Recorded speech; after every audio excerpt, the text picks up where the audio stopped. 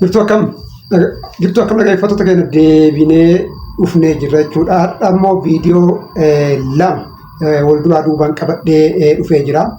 Viidiyoon inni tokkoffaa jechuudha viidiyoo kara deemadha akkaan baay'ee garaa nama nyaatu haasaa inni haasa'e tokko jechuudha kan baay'ee garaa na nyaate jechuudha.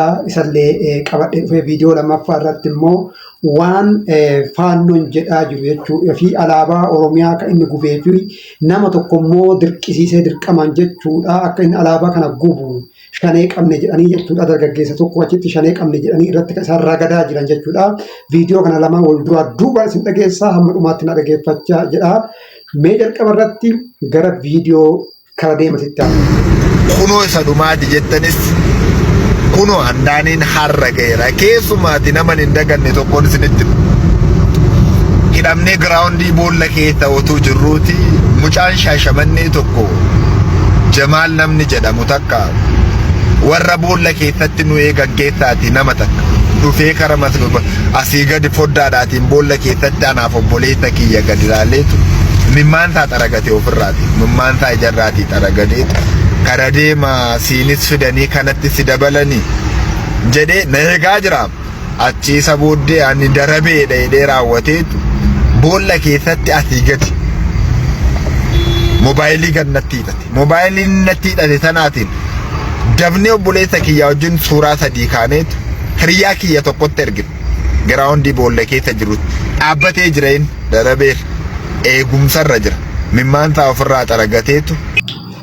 Akka dhagaa jirtan kana jechuudha dhugaa kara deeman nama fayyaalessa jechuudha. Yoo Oromoon rakkate ka Oromoo bira dhaabbatu bakka Oromoon rakkate jechuudha ka fiigee dhaqqabu jalqaba irratti dhaqee kan laalu jechuudha. Yeroo Oromoo Walloo, yeroo Oromoo Wallaggaa, yeroo Oromoo Salaalee waan kana hunda arguu dandeettan jechuudha. Mucaa kana yoo hinaaffadhaaf kan shirri irratti xaxamu ta'e malee mucaan kun rakkoo hin qabu jechuudha. Siyaasallee ammas muluu siyaasallee addaan qoodee paartii illee kan inni jedhu miti. Inni yeroo baay'ee ummata Oromoo bira kan inni dhaabbatudha jechuudha. Akkuma beekamu namni keenya yeroo baay'ee waliinaafaa jechuudha. Waliinaaffaadha.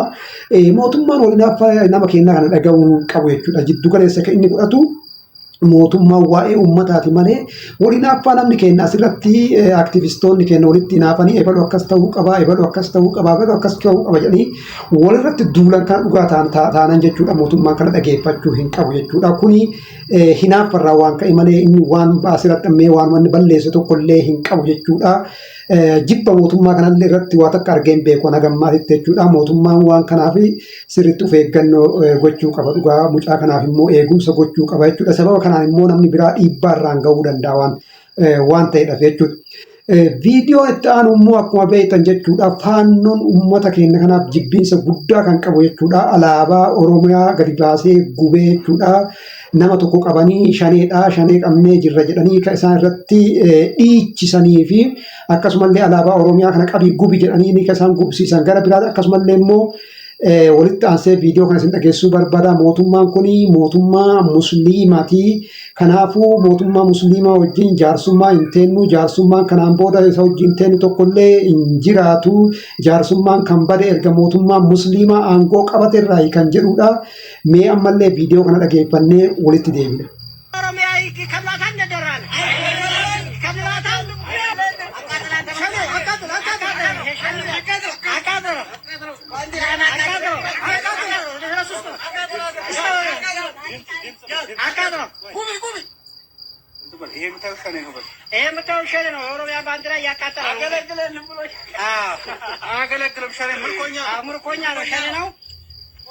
ፋኖ እንዲህ ነው አንተ ፋኖ እንግዲህ በኋላ ደራ የኦሮሚያ ተወራለ ማለት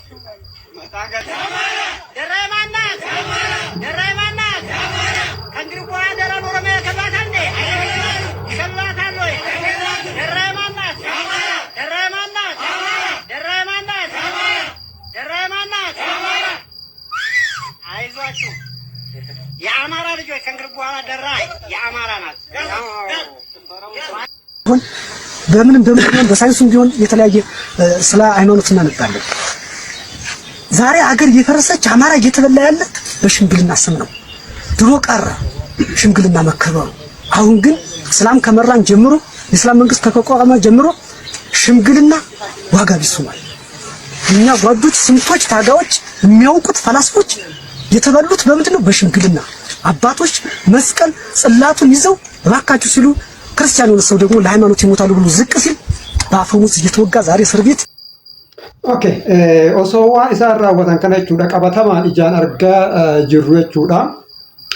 Hayyoonni keenya tokko tokko yeroo siyaasaaf jedhaniitiin isaan deeggaran kan agarru yoo siyaasaaf isaan jedhanii faannoo deeggaran argaa jirra jechuudha. Kun qabatamaan jechuudha mootummaan kun mootummaa musliimatii, mootummaan kun mootummaa islaamatii, mootummaa islaamaa kan wajjin tadaraaddaruun jaarsummaa wanti jedhamullee hin jiru ifaan ifatti jedhanii akkasin argaa jirtan kana irratti immoo alaabaa jechuudha